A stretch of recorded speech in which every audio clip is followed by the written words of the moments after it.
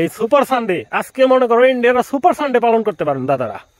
মাইরি কি বলবো, অস্ট্রেলিয়ার কাছে 10 উইকেটে হারার পরে ভাবছিলাম যে ব্যাপারটা যাক চেপে যাক, কিন্তু শুধু তো একদিকে চাপ সামলাইলেও না, চাপ তো আরেকদিকে আছে। বাংলাদেশের যুবারা আর ভারতের যুবাদের সাথে ফাইনাল খেলা, সেখানে বাংলাদেশ 199-200 এরকম টার্গেট দিচ্ছে, একটা সহজ টার্গেট দিচ্ছে।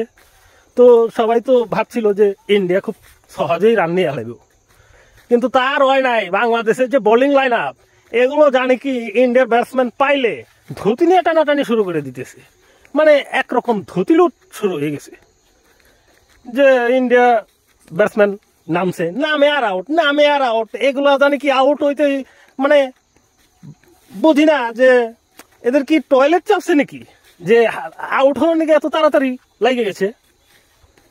আসে আর যায় 92 রানে 7 উইকেট নাই। কি যে দেখলো, ইন্ডিয়ার ফ্যানদের কাছে খুবই সরি দাদারা, খুবই সময়টা খুব খারাপ যাইতেছে। যেই পাইতেছে হেই পেপে চাইতে দিবার চাইতেছে।